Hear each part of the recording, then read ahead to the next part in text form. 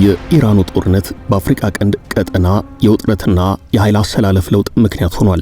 አዲሱ የኃይል አሰላለፍ የኢራን አሜሪካ ጦርነትን ተከትሎ በመቀየር ሂደት ላይ ያለው የአሜሪካ አፍሪካ ፖሊሲን ማዕከል ያደረገ ነው። አሜሪካ ከ3 አስርት ዓመታት በኋላ ከኤርትራ ጋር እየተቀራረበች ነው። አሜሪካ ከኤርትራ ጋር ስትቀራረብ፣ በሌላኛው ማዕዘን ደግሞ ከኢትዮጵያ ጋር የእርቅ ሰነድ ይዛ ብቅ ብላለች። አሰብን ማዕከል ያደረገው የኢትዮ ኤርትራ ውጥረት ወደ ጦርነት እንዳያመራ አሜሪካ እጇን አስገብታለች። ይህ በሆነበት ኤርትራ በሌላ አቅጣጫ ግብፅን ወደ ቀጠናው ስባ እያስገባች ነው። ይህ ለኢትዮጵያ አደጋ የመሆኑ ጉዳይ እየተነገረ ነው። ግብፅ እንደ ኤርትራ፣ ሱዳን፣ ሶማሊያና ጅቡቲ ያሉ የኢትዮጵያ ጎረቤት ሀገራትን አስተባብራ ኢትዮጵያን ለመክበብ በሰፊው እየተንቀሳቀሰች ነው። ኢትዮጵያ ደግሞ ከበባውን ለመስበር እየሰራች ነው። ከዚህ ጋር ተያይዞ በሁለቱ ሀገራት መካከል ያለው ፍጥጫ እንደ አዲስ እያገረሸ ነው ተብሏል። ከሰሞኑ ግብፅና ኤርትራ የቀይ ባህር ደህንነት የባህር ዳርቻ ሀገራት ብቻ ኃላፊነት መሆኑን የሚያትት የባህር ላይ ትራንስፖርት ስምምነት ተፈራርመዋል። ኢትዮጵያ በቀይ ባህር ላይ የባህር በር ለማግኘት የምታደርገውን ጥረት አጠናክራ እንደምትቀጥል በወገኑ ያሳወቀች ሲሆን የግብፅን እንቅስቃሴም በግልጽ የሚያሳይ ትኩረት ሳቢ ጉዳይ ሆኗል። አብራችሁን ቆዩም።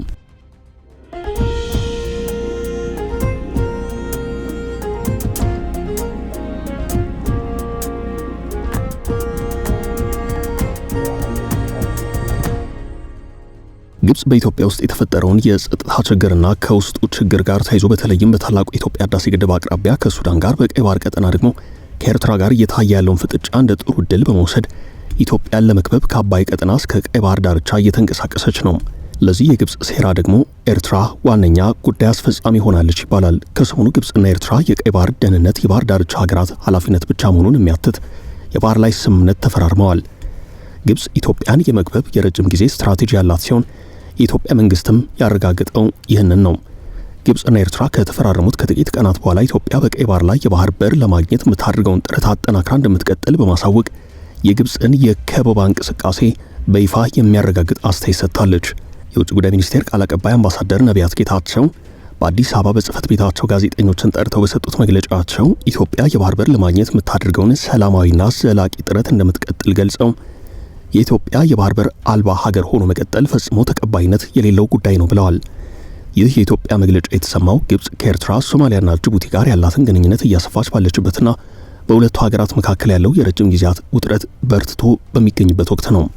ግብፅና ኤርትራ ከሰሞኑ በአስመራ አዲስ ስምምነት ተፈራርመዋል። የግብፁ የውጭ ጉዳይ ሚኒስትር ባደር አብደላቲና የትራንስፖርት ሚኒስትሩ ካሚል አልዋዚር በፕሬዝዳንት ኢሳያስ አፈወርቂ ፊት በአስመራ የትራንስፖርት ስምምነት ተፈራርመዋል። በስምምነቱ መሰረት የሁለቱ ሀገራት ወደቦችን የሚያገናኝ የጭነት መርከብ መስመር ለመክፈት ነው ካይሮና አስመራ የተስማሙት። መንግስታቱ በስምምነታቸው የቀይ ባህር አስተዳደርና የደህንነት ጉዳይ ውሃውን ለሚያዋስኑ ሀገራት ብቻ የተተወ ሊሆን እንደሚገባ በማሳሰብ ሌሎች ቀጠናዊ ተዋናያንን ተሳትፎ ውድቅ አድርገዋል። ግብፅ በባቡር መስመር በወደብና በባህር ትራንስፖርት ያላትን የዳበረ ልምድ ለኤርትራ በማካፈል የኢኮኖሚ ትስስራቸውን ለማስፋት ዝግጁ መሆኗን ተናግራለች። ኢትዮጵያ በውጭ ጉዳይ ሚኒስቴሯ በኩል በሰጠችው ምላሽ ግብፅ ቀጠናዊ ተጽዕኖን በመጠቀም ከ2011 ጀምሮ ልባት ባላገኘው የታላቁ የኢትዮጵያ ህዳሴ ግድብ ጉዳይ በአዲስ አበባ የፖለቲካና የኢኮኖሚ ጫና ለማሳደር እንዲሁም ሀገሪቱን ለማፈንና ለመክበብ እየሞከረች መሆኑን ማረጋገጫ ሰጥታለች።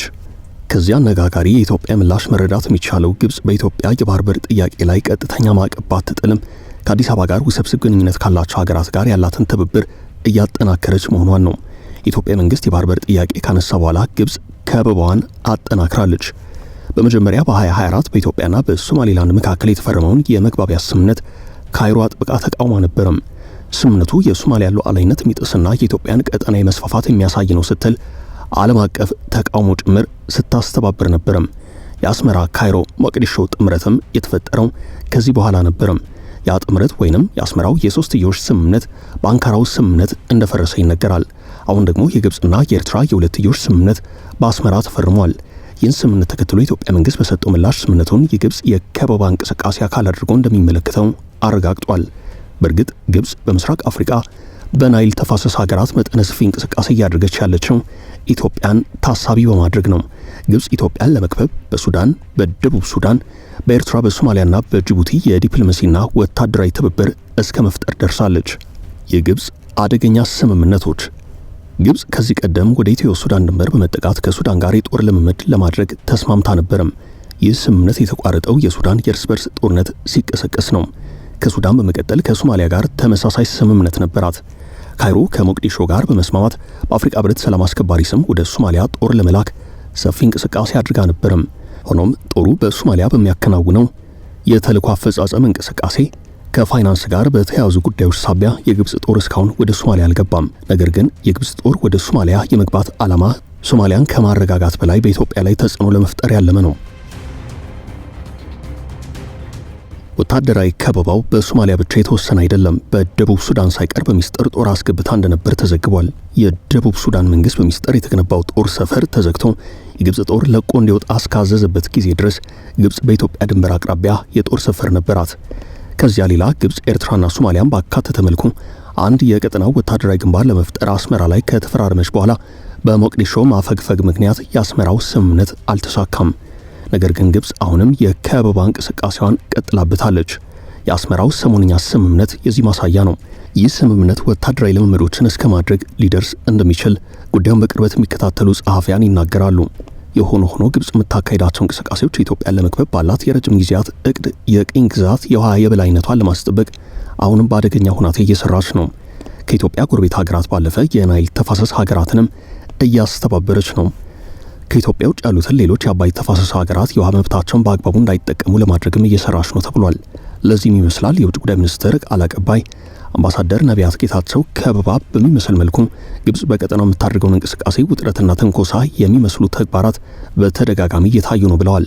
ይህ አዲስ ነገር አይደለም። ግብጾች ለረጅም ጊዜያት ሲከተሉት የቆዩትና የሞከሩት ነው። ኢትዮጵያ የባህር በር አጀንዳዋ ምን ያህል አስፈላጊ እንደሆነ አንዱ ማሳያው ይህ ነው። ኢትዮጵያ ፍላጎቷን ባነሳችበት ወቅት ኢትዮጵያን ለማነቅ የሚደረጉ እንቅስቃሴዎች ይጨምራሉ ብለዋል። የኢትዮጵያ መንግስት የባህር በር ጥያቄ ማቅረቡን ተከትሎ ግብጽ የኢትዮጵያ ጉሮሮን ለመዝጋት አደገኛ ስምምነት ስታደርግ ይህ የመጀመሪያ አይደለም። ከዚህ ቀደም በተመሳሳይ መልኩ ግብጽ የኢትዮጵያ አንገት ላይ ለመቆም ጉሮሮዋን ለመዝጋት መጀመሪያ ከጅቡቲ ጋር ቀጥሎ ከኤርትራ ጋር ነበር እየተፈራረመችው። ለኢትዮጵያ የኢኮኖሚ መተላለፊያ ዋና መስመር ሆኖ የሚያገለግለው የጅቡቲ ወደብ ላይ ግብጽ አደገኛ ስምምነት አላት። የወቅቱ ስምምነት ግብጽ በጅቡቲ አዲስ ወደብና የሎጂስቲክስ ማዕከላትን እንድትገነባ የሚፈቅድ ነው።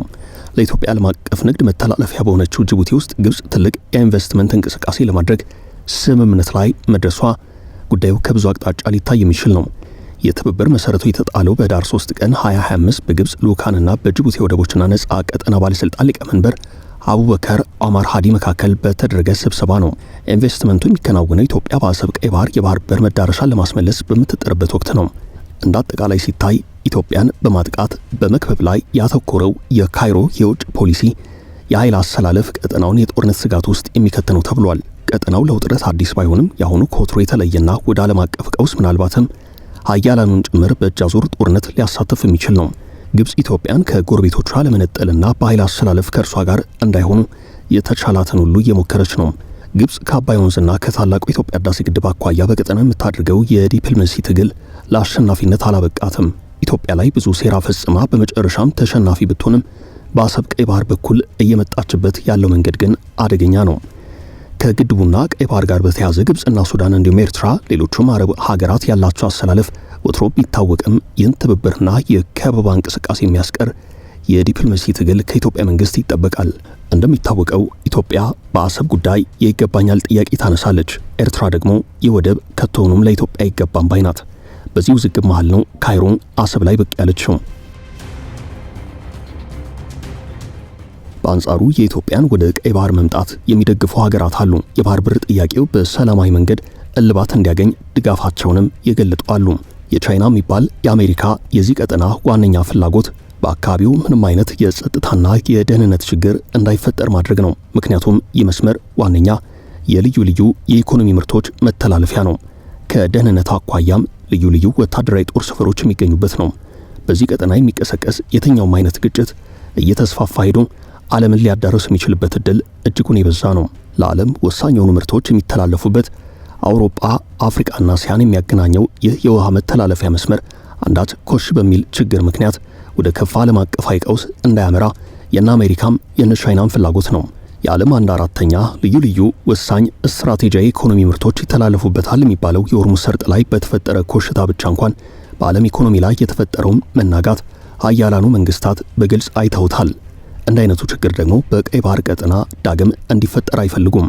እርስ በርሳቸው የሚያደርጉት የፖለቲካ ሽኩቻ፣ የኃይል ሚዛን ጠባቂነት ፉክክር ወደ ጠብና ግጭት እንዲያመራ ፍጹም ፍላጎት የላቸውም።